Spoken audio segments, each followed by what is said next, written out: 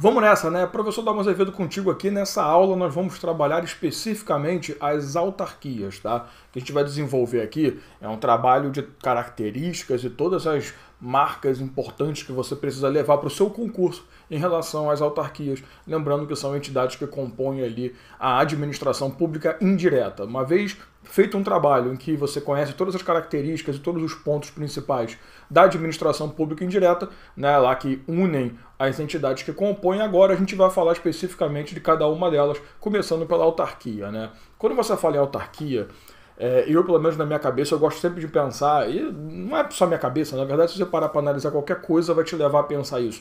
Eu gosto de levar em consideração que a autarquia de todas as entidades da administração pública indireta, uma das mais importantes, assim, é a mais importante de todas. É aquela que é constituída para exercer as atividades mais importantes e que mais se aproxima de uma entidade do Estado. Você vai notar pelas características dela, e depois quando você passar a analisar as características das fundações públicas e das empresas estatais, você vai ter essa sensação também. A administração pública direta, ela tem suas características próprias. Claro que destoa, né, separa muito da administração indireta, mas a autarquia de todos os caras que tem aqui é a que mais se aproxima do próprio Estado. Então, na minha concepção, é a entidade mais importante dessas quatro que nós temos aqui do lado da administração indireta. Nós vamos começar com as características que já foram trabalhadas sobre a administração pública indireta de uma forma genérica, só para a gente poder posicionar aqui e relembrar, né, cara, só para poder ficar bem definido, e depois a gente entra nas características próprias da autarquia, tá? Então vamos para a tela aí. Tudo começa falando para você o seguinte: as autarquias, elas são sempre pessoas jurídicas de direito público. Mais uma vez eu falo, eu vou encher o saco falando isso, porque é essencial a gente ter isso na cabeça. O que significa ser uma PJ de direito público? Significa necessariamente que essa entidade ela goza de todas as prerrogativas da fazenda pública, assim como também ela vai sofrer todas as restrições, né, da indisponibilidade do interesse público. Então, a autarquia, esse talvez seja o ponto que mais faz ela se aproximar, né, do Estado. Ela tem todas as prerrogativas normais, prazo processual em dobro, reexame necessário, tudo aquilo que a gente falou para a União, Estados, DF e municípios vão valer também para a autarquia, tá? Então ela se aproxima muito disso. Além disso, a autarquia ela é criada por lei específica. A autarquia, por ser de direito público, ela não precisa de mais nenhum procedimento a não ser meramente lei específica, né? Meramente a edição de uma lei específica, automaticamente a sua criação está feita, tanto que o seu funcionamento, né, o que permite o início das atividades de uma autarquia, é a própria lei que criou, né? Então, a própria lei, ao ser editada, ela tem essa lei específica, ela vai ter o poder de criar e permitir determinar o início do funcionamento de uma autarquia. Então não tem uma segunda etapa. Essa segunda etapa ela ocorre junto, né? Ela é uma característica natural de ser uma entidade de direito público, né? Uma personalidade de direito público, tal qual estados, né? União, DF, municípios, que a gente falou que bastou a Constituição falar, os caras já apareceram. A mesma coisa acontece com as autarquias. Lembrando você que a autarquia ela vai exercer uma finalidade pública. Só que aqui já vem uma característica extremamente importante para você, tá? O que significa mesmo? Finalidade pública significa que eles vão exercer uma atividade específica que a lei vai determinar. No caso da autarquia, essa finalidade pública ela é uma atividade típica de Estado. Esse ponto aqui que é a grande característica. Quando você fala em atividade típica de Estado, são aquelas funções administrativas típicas, né? Aquele papo, não necessariamente as funções administrativas precípuas, eu estou falando as típicas. Típica que significa que é um tipo de atribuição que você não permitiria uma pessoa privada ali na atuação. Você sempre espera que seja uma pessoa de direito público. Então, por exemplo, a gestão do sistema financeiro. Não teria lógica nenhuma você aceitar que outra pessoa, além do próprio Estado, prestasse esse determinado serviço, essa atividade pública. Só que aí você pensa, poxa, mas Dalmo, se eu falar só o Estado, aí entra de novo aquela história de excesso de obrigações para uma entidade só cumprir. Beleza, então a gente permite a descentralização. Só que essa descentralização somente na criação de autarquias. Então algumas atividades, fomento na área de cultura, elas só podem ser feitas, a parte de educação, né, com universidades públicas, elas só podem ser exercidas necessariamente por uma autarquia. Então, normalmente, na hora da sua prova, você identifica que é uma autarquia porque o enunciado coloca lá, exerce atividade típica de Estado. Então, por isso que ele se confunde muito com a própria administração direta, porque ele, inclusive, pode exercer atividades da própria administração direta. Atividades, claro, que são consideradas importantíssimas e essenciais que sejam prestadas por uma entidade de direito público, tá? Então, o gozo de prerrogativas aqui é essencial, não é uma benesse, não é, vamos dar um benefício para a autarquia, não. É porque é importante. Para você poder exercer uma atividade típica de Estado de forma plena, é importante que você goze de prerrogativas da Fazenda Pública, tá? Então, sempre é isso, cara. Quando aparecer essa frasezinha, você já sabe que está perante uma autarquia. Outra coisa que a gente já sabe é que as autarquias, elas vão ter os seus bens tratados como bens públicos, né? Já que é uma característica, inclusive, própria de ser de direito público e ter a prerrogativa de tratamento dos seus bens como se fossem, que na verdade aqui são mesmo, né, de verdade, bens públicos. E para a gente poder matar essa parte que a gente meio que já tem noção, que é meio genérico, o regime de vinculação é um regime estatutário, né? Tem que fazer concurso público por conta das limitações ali de Estado, mas o regime que vai gerir a relação do contratado, né, do nomeado mediante concurso com a própria entidade é um regime estatutário. Beleza. Com posse de posse disso, né, eu já posso trabalhar com você umas outras coisas. Aqui, lembrando também que, por ser finalidade pública, eu não posso ter lucro como objetivo, mas nada impede que eu lucre com a minha atividade. Só que aí a gente já pode entrar numa parte mais específica. Primeiro, falar em autarquia necessariamente é trazer essa característica de que ela vai exercer uma atividade típica de Estado. Então, normalmente vai estar no enunciado ali, exerce uma atividade típica de Estado, isso normalmente já aponta para você estar perante uma autarquia. Mas a grande coisa da autarquia para concurso público é o seguinte, é você saber quais são os tipos, as espécies de autarquia que existem no ordenamento jurídico brasileiro. E não são poucas. Então você precisa conhecer as espécies necessariamente e as suas características, tá? Então, o que eu vou te falar? De todas as espécies, esses pontos que eu apontei até agora valem para todas. O que você vai ver, o que você precisa ver é qual é a espécie e qual é a característica que essa espécie detém que faz com que ela seja tratada como autarquia, mesmo, né, sendo um pouco diferente. Então, o que eu vou trabalhar aqui é qual é a espécie e qual é essa característica que faz ela diferenciar de uma autarquia comum, beleza? Então vamos lá. Tudo começa com uma autarquia, vou colocar aqui para você como espécies, tá? O vermelho não, né? Então tá beleza. Espécies de autarquia. Tudo começa com a autarquia comum ou autarquia de serviço. Essa daqui não vai ter nada demais. Ou seja, ela é a autarquia propriamente dita. É essa que a gente trabalhou com todas as características agora. Tá, Dalma, então o que eu preciso saber disso? É uma autarquia de serviço ou autarquia comum necessariamente? Ela não tem nada demais. Ela tem todas as características que a gente falou até agora. Ela não tem nenhuma característica além. Porém, eu queria deixar um ponto para você, que esse ponto é que vai fazer com que a gente consiga separar bem alguns tipos, algumas espécies de autarquia que nós vamos ver daqui a pouco. Apesar de ter autonomia, e toda autarquia tem autonomia gerencial, patrimonial, tá, administrativa, as autarquias elas sofrem, até por conta da vinculação com a entidade de criação, elas sofrem uma certa participação do chefe do executivo. Por quê? Porque o dirigente máximo, o presidente, o gerente geral, sei lá, depende da entidade, depende do nome, o dirigente máximo, ele sempre é indicado pelo chefe do executivo. Ele é nomeado e até mesmo exonerado pelo chefe do executivo. Então nós temos essa característica nas autarquias, essa participação. O dirigente máximo de uma autarquia, ele não possui mandato. Ele fica ali numa posição de livre nomeação e livre exoneração. Então, assim, não há esse mandato dele. Por isso que, apesar da autonomia, a gente critica um pouco uma autarquia, porque a autarquia, tudo bem, dá para entender, ela vai exercer atividade típica de Estado, então tem que ter alguém lhe controlando, mas ela perde um pouco da sua autonomia quando tem esse controle, assim, essa especialização se perde um pouco. Porque você tem um chefe do executivo lá ameaçando o tempo todo. Se eu não fizer do jeito que eu quero, eu vou tirar você e coloco outro.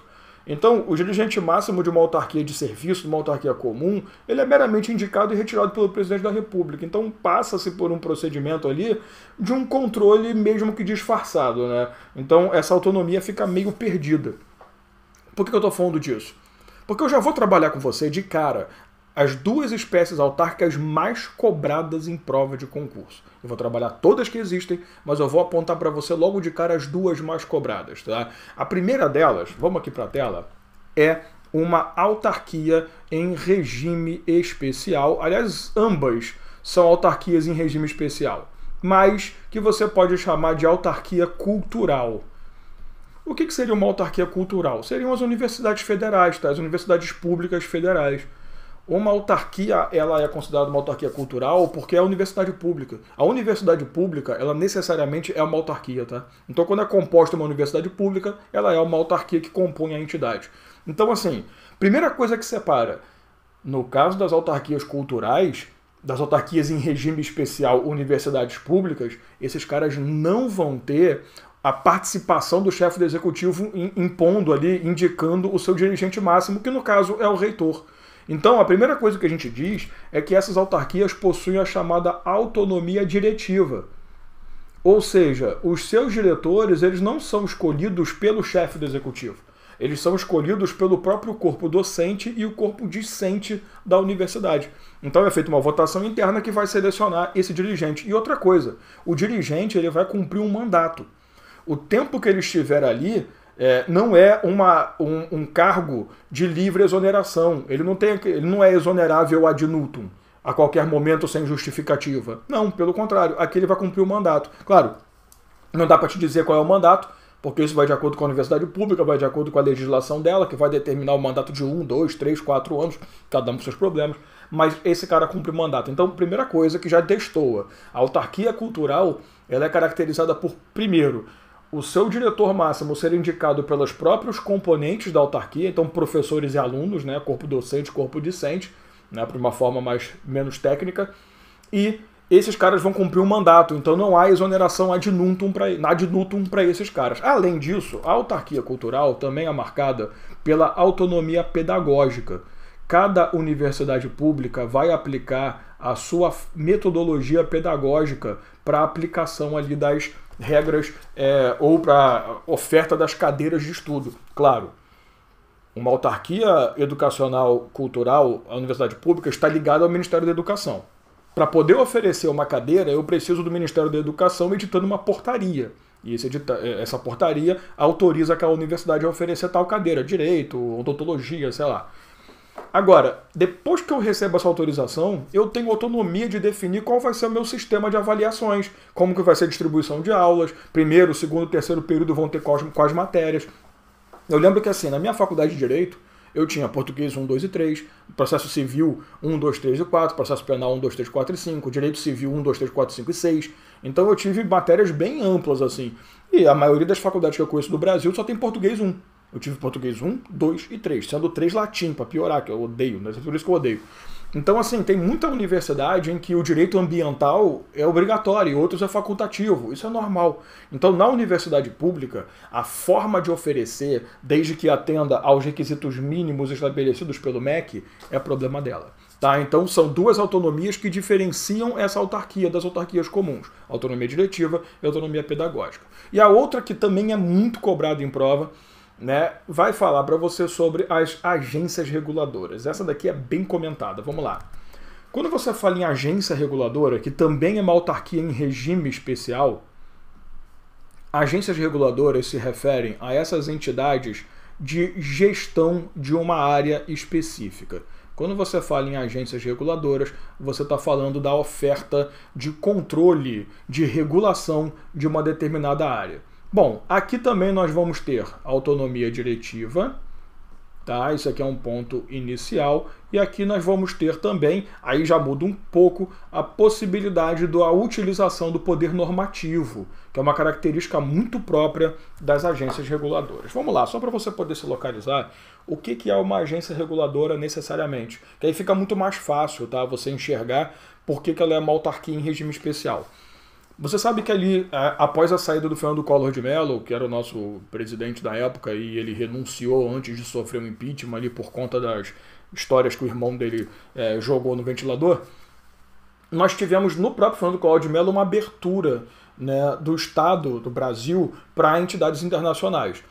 O Itamar Franco, que assumiu o lugar dele logo depois, né, que era consequentemente fazia parte do governo e assumiu a posição, cumpriu o restante do mandato ali, o Itamar Franco, ele veio e criou no Brasil a grande, sei lá, o começo da PND, o plano do PND, né, do Plano Nacional de Desestatização. Porque a intenção desses caras era menos Estado na participação das coisas. Vamos começar a permitir que o particular também se meta mais, né, nas atividades para o Estado, porque, pô, depois da Segunda Guerra Mundial, a ideia de Estado participando 24 horas por dia na vida humana assumiu muitos pontos, né? E não só a Segunda Guerra, se você olhar, a Primeira Guerra já trouxe isso como grande característica, mas a Segunda Guerra depois, muita gente entrou ali nas constituições mais socialistas, tal, que a nossa ainda mas menos do que era antigamente. Então houve ali uma ideia de vamos inverter o jogo. Só que qual era a grande crítica? Você vai tirar da mão do poder público a execução de determinadas atividades e vai passar para o particular que só pensa em ganhar dinheiro. Então você vai mudar completamente a chavinha. Não vai ter mais uma pessoa ali que se preocupa com o interesse público, vai passar a ser oferecido por alguém que só pensa em dinheiro. Tu acha legal isso? Essa foi a grande crítica ao PND do Itamar, que o Fernando Henrique Cardoso, quando assumiu o governo, ele deu sequência e deu uma melhorada, inclusive, né? O FHC é conhecido como o governo da desestatização, da privatização, mas começou com o Itamar Franco, porque a gente tem uma memória muito ruim, a gente também não liga pra história, né? A gente gosta de ficar repetindo o que o Twitter de qualquer idiota fala. Mas o que aconteceu ali? O Fernando Henrique veio com essa característica também e botou pra jogo, né? Nisso, essa crítica foi aumentando. Mas, meu Deus, você está dando na mão dos privados. Eu não estou querendo falar se é bom ou ruim privatização, não, tá? Para a tua prova não interessa a sua opinião besta, não. O que interessa é você saber a história mesmo. Você vai entender por quê. Quando essa crítica ganhou muita força, o que eles fizeram? Vamos criar, então, um intermediário? Ao invés de você pegar do poder público, entregar na mão do privado e falar, vai lá, se vira e tá tudo certo, nós vamos criar um intermediário que vai ser o cara que vai ser responsável por fiscalizar a prestação pelo privado e garantir que o privado se preocupe mais com o interesse público do que com o próprio interesse de lucro dele. E aí surgiram as agências reguladoras. A agência reguladora é uma entidade intermediária entre o poder público e os particulares que passaram a exercer atividades que eram, no primeiro momento, do Estado. Então, telefonia, que você antigamente tinha até Telerge, Telesp, as telefônicas estaduais, né? Passamos a privatizar. Para não ficar também só na mão do privado, o cara pensando só em dinheiro, criamos o quê? A Anatel, a Agência Nacional de Telecomunicações. Tanto que eu tenho um episódio que eu nunca esqueço. Aconteceu lá nos anos 2013, 2014, por ali. A Anatel ela suspendeu a venda de chip pelas grandes operadoras do Brasil, Vivo, Claro, Oi e TIM, se não me engano, as 4 sofreram essa penalidade durante um tempo, enquanto elas não apresentassem um plano de expansão de rede. Porque os caras estavam vendendo chip, você lembra, né? Você chegava, até hoje acontece, você chegava numa rodoviária, o cara lá, chip tal, vai no Rio de Janeiro, lá no centro. Nossa Senhora. Então o cara se preocupava ali em vender chip, mas não tinha uma rede preparada para receber tanto número. O que a Anatel fez? Pô, peraí, meu, você está vendendo um serviço que você não está oferecendo direito? Não, suspende. Então a Anatel percebeu que a intenção de lucro estava prevalecendo sobre uma adequada prestação de serviço ao povo, foi lá e interferiu. Então para isso surgiram agências reguladoras. Então a aviação, né, ou viação civil, né, em que você passou a ter ali a ANAC, a Agência Nacional de Aviação Civil, você passou até a ANA, a Agência Nacional de Águas, a ANEEL, Energia Elétrica e por aí vai. Então, quando você fala CVM, né, na Comissão de Valores Mobiliários, quando se fala do Banco Central, quando você fala nesses caras, você começa a enxergar pessoas que têm a função de regular a atividade que o particular está atuando também. Então essa é a importância da agência reguladora. E por isso é importante de você conhecer a história da privatização nos anos modernos, né? Não vou falar da novidade do Brasil, porque não é novidade. Tá? Então o grande ponto da agência reguladora é isso. O que é autonomia diretiva? Apesar de uma agência reguladora também ter o seu dirigente máximo indicado pelo presidente da República e aprovada pelo Senado, igual uma autarquia comum, esse cara, quando é eleito, ele cumpre mandato. Então já é uma mudança. Enquanto numa autarquia comum, Eleito não, né? Nomeado, na verdade. Ele não deixa de ser eleito, ele foi eleito por alguém, mas quando esse cara assume a função, ele não sofre exoneração ad nutum. Para ele ser exonerado, ele, né, tem que cometer alguma irregularidade, renunciar. Né? Ele não vai ser exonerado, ele vai ser demitido do cargo, sei lá. Mas não há essa pressão política porque você tem um mandato a cumprir. E não só isso. Depois que esse cara sai, ele cumpre uma quarentena ainda, né? Ele é obrigado a ficar 6 meses, cuidado que em 2019 a lei foi alterada, eram 4, agora são 6 meses de quarentena.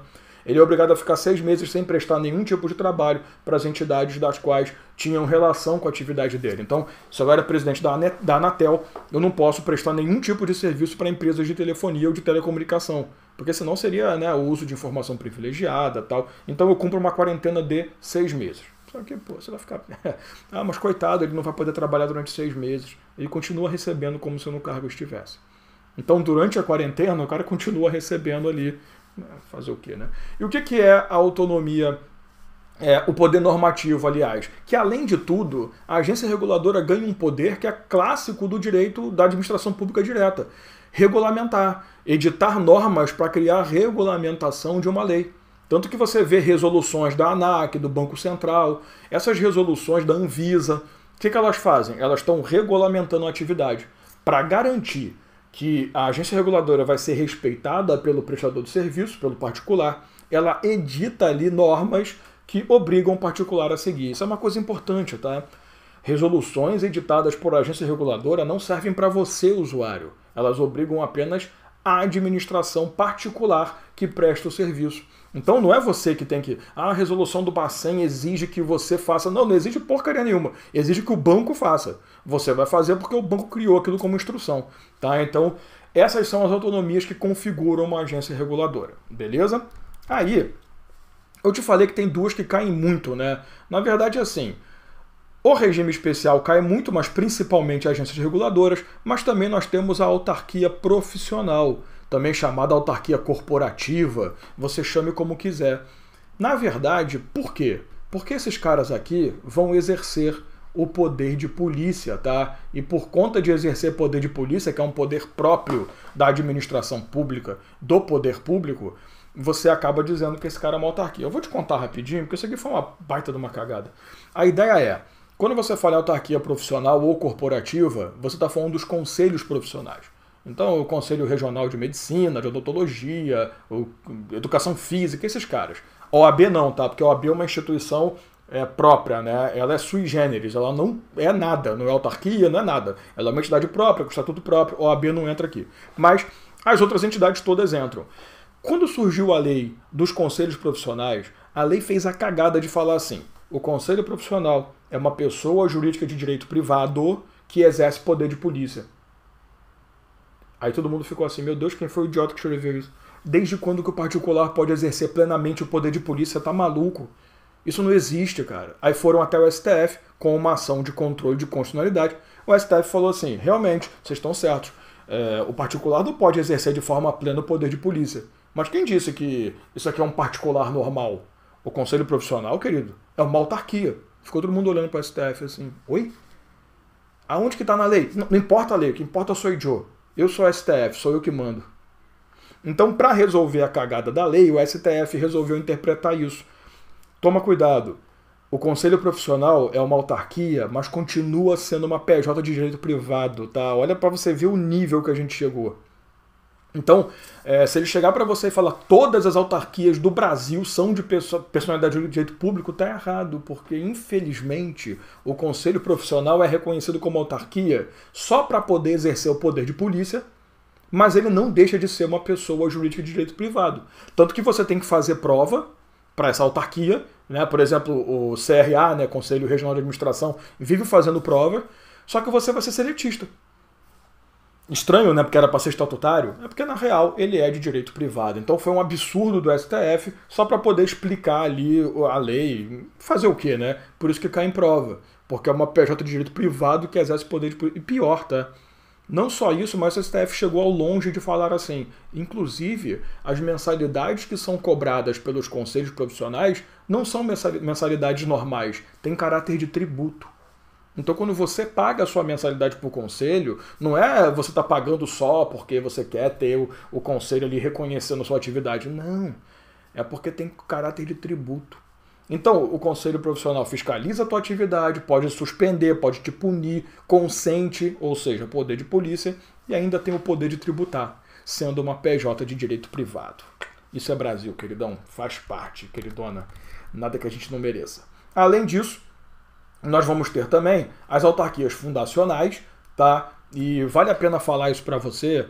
A autarquia fundacional vai ficar muito mais claro quando a gente falar de fundação pública. Porque, só para te deixar logo a explicação, mas sem entrar em detalhes, a autarquia fundacional é a fundação pública quando constituída de direito público. Tá?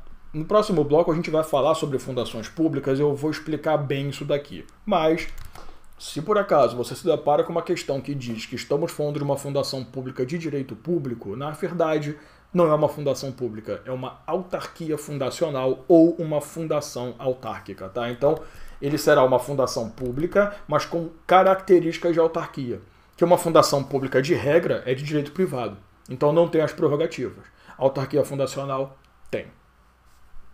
Depois a gente vai deixar isso mais claro. Além disso, nós temos também a autarquia territorial ou o território autárquico. Tá? É importante que a sua banca pode chamar a autarquia fundacional de fundação autárquica ou a autarquia territorial de território autárquico. O que são esses caras aqui? São os territórios federais, né?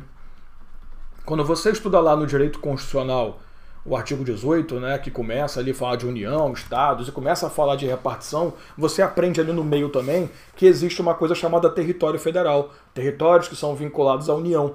O que é o território federal? É uma concentração de terra que ainda não teve uma destinação específica, que não compõe um ente, não é um estado, não compõe um estado, não é um município. Então ela fica na mão da União por um tempo. No Brasil nós não temos, né, atualmente, mas até 88 nós tínhamos 3 territórios federais no Brasil. Se você olhar a DCT, né, os atos e disposições constitucionais transitórias, nós temos dispositivos aí que converteram os territórios. Então, Roraima e Amapá eram territórios federais, viraram estados. E o arquipélago Fernando de Noronha, que foi incorporado a Pernambuco, né? Então, assim, nós tivemos ali uma movimentação que acabou com os territórios. Mas se aparecer um território federal na sua prova, o território ele é uma autarquia. Nós temos uma última forma de autarquia que eu não gosto muito de falar, na real, porque assim, eu não vou nem colocar na tela, tá? Eu ia colocar na tela, mas não vou me preocupar, não. Existe uma coisa no Brasil chamada associação pública, ou simplesmente o consórcio público. O que é isso? O consórcio público é uma reunião de entidades federativas em prol de um bem comum. Então, municípios que se unem para exercer uma atividade de saúde em convênio, né, em consórcio, ou estado com município. A legislação resolveu dizer que esses caras são uma autarquia, eles compõem a administração pública indireta das entidades. Então, assim, é uma entidade autárquica que ninguém fala muito. Antigamente, inclusive, os professores falavam que era uma quinta modalidade de entidade da administração indireta. Nada, é uma autarquia. Então, se um estado com outro estado, ou um estado com um município, ou municípios de estados distintos e seus estados fazem uma relação, a união com o estado, a união com o estado e o município, não interessa. Quando você tem um termo assinado de consórcio entre esses caras para exercer uma atividade de interesse público, você tem a criação de uma autarquia, que é uma autarquia associativa, são as associações públicas ou consórcios públicos. Então não é muito comum, não. Peço para você que estude muito, com muito detalhes, a agência reguladora, porque é importante que você saiba, e também que você dê um foco ali nas autarquias profissionais, eventualmente cair na prova, porque é o único cara de direito privado que nós temos que está na autarquia e a gente tem que tratar assim porque o STF quis. Belezinha? Então, fechamos. Matamos a autarquia no que realmente é importante para você. Fechou? Então a gente se vê numa próxima aula.